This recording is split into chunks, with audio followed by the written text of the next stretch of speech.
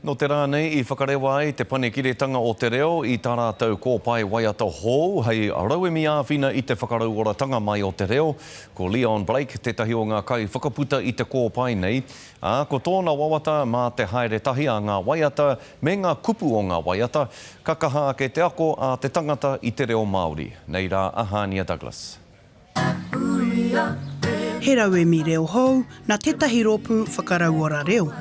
Makura e pare mata, e wanegi re tanga e.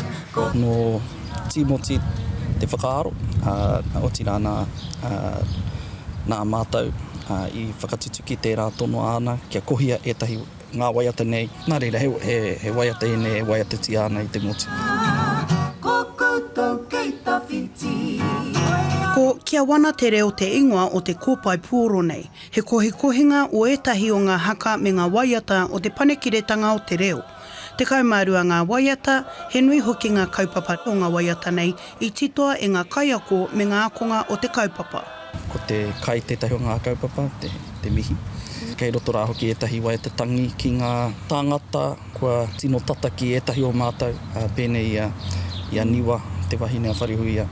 I Wiha, tētahi o ngā tino tamahine a Timoti, Hirini, Melbourne, te karangateina o Wharehuia. Nā reira, he waiata tangi etahi, he waiata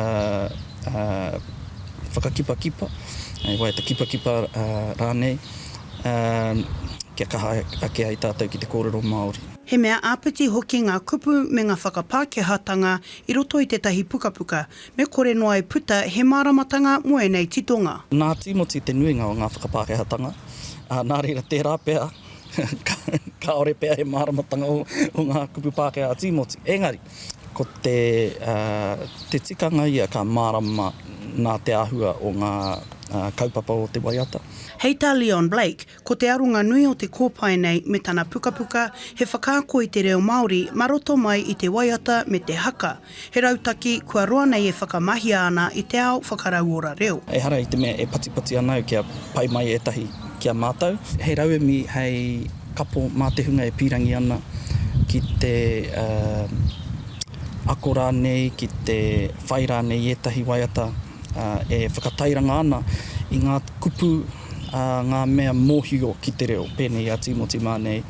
O tira ngā kupu o uki, ngā kupu ko roa e kohipuehu noihua nei rate ngā papa kupu. Me te tumana ko ia, kia tika, kia rere.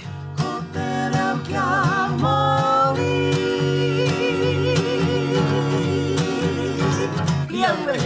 Hania Douglas, Te Karere.